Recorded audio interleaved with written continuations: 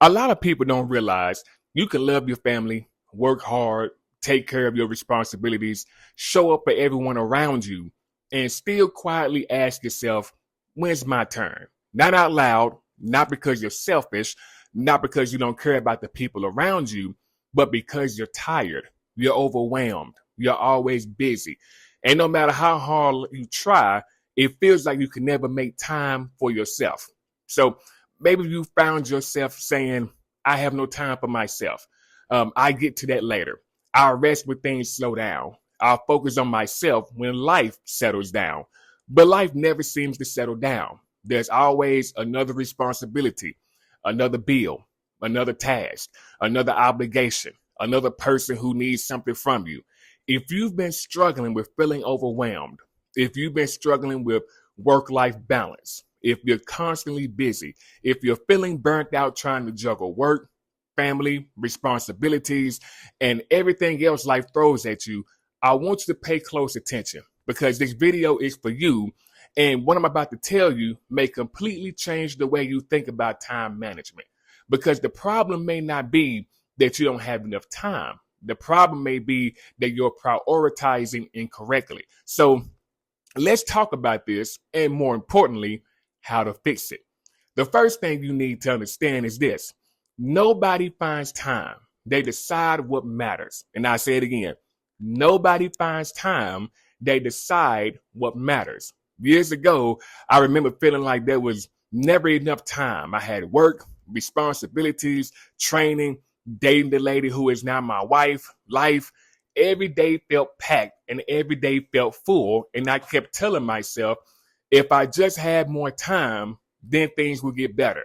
Then I could focus on myself. Then I could rest. Then I could grow. But eventually I realized something uncomfortable. The problem wasn't time. The problem was priority.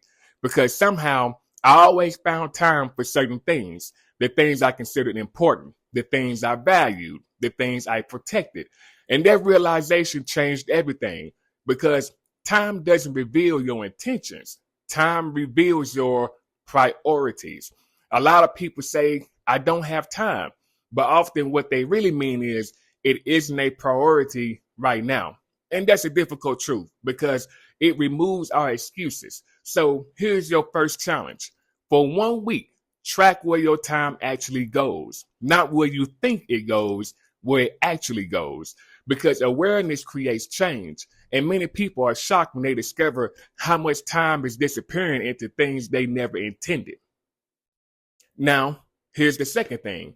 Life isn't balanced, it's prioritized. And this is where a lot of people get stuck. They're chasing something that doesn't really exist. Perfect balance, equal attention everywhere, equal energy everywhere, equal focus everywhere. But life doesn't work like that. Think about it. Can you give 100% attention to your marriage, your children, your work, your health, your faith, your friendships, your goals, all at the same time? Of course not. Something always receives more attention during different seasons of life, and that's okay. The problem begins when you refuse to prioritize intentionally, because if you don't prioritize, everything starts competing, and when everything is important, nothing becomes important.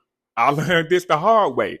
There were many times where I was trying to do everything, serve everyone, help everyone, build everything, improve everything.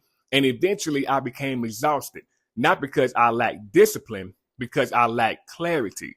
Once I got clear on what mattered most at the time, life became much simpler. Not easier, just more simple, because priorities create clarity. So here's your second challenge.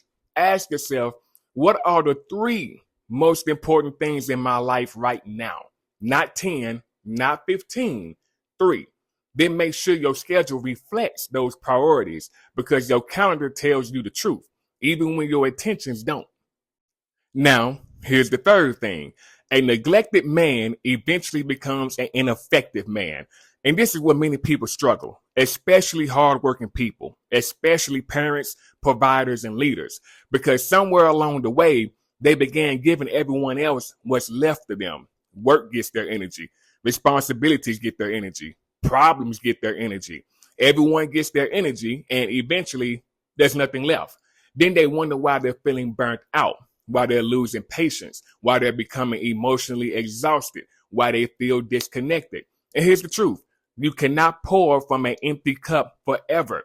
Eventually, something breaks. I know men who haven't taken meaningful time for themselves in years. No reflection, no quiet, no hobbies, no growth, no recovery. Just responsibility after responsibility after responsibility. And while that might look noble, it's not sustainable. Because self-care for men isn't selfish. Neglecting yourself isn't a badge of honor. It's often a recipe for burnout. So here's your third challenge. Schedule 1 hour this week, just 1 hour, just for reflection, growth, recovery, prayer, reading, walking, training, whatever helps you rest, protect it like you would any other important appointment because you matter as well. All right. So now here's the fourth point. Even Yeshua made space. Think about it. Even Yeshua made space. People needed him constantly. Crowds followed him. Responsibilities surrounded him. Demands were everywhere. Yet over and over again, he withdrew. He stepped away from the crowd. He sought solitude. He prayed. He rested. He created space. Why? Because he understood something many of us forget. Rest isn't a reward for finishing everything. It's part of doing life well. That's a completely different mindset. Most people think I rest when everything is done. The problem is everything is never done. There will always be another task, another email, another responsibility, another problem, another demand. So if your ability to rest depends on life becoming quiet, you may never rest. Instead, you must create space intentionally to read scripture, pray, sit in silence, reflect, journal, go for that walk again, listen, reconnect with God, reconnect with yourself, reconnect with what matters. Because many people aren't exhausted from working, they're exhausted from never stopping.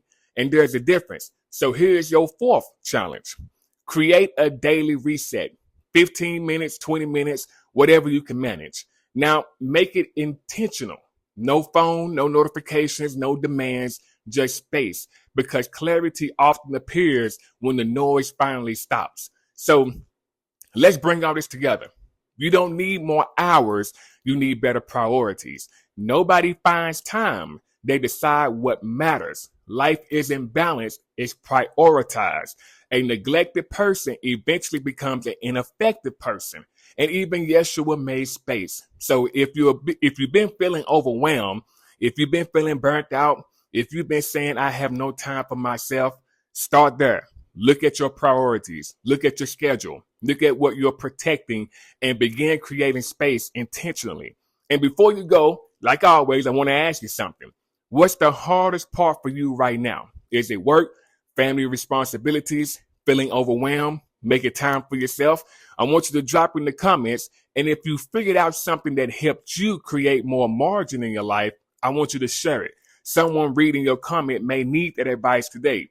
And if you want to build stronger discipline, focus, and consistency, I want you to download Discipline Over Desire, Mastering the War Within. I give insight on how to do just that. Link is in the description below.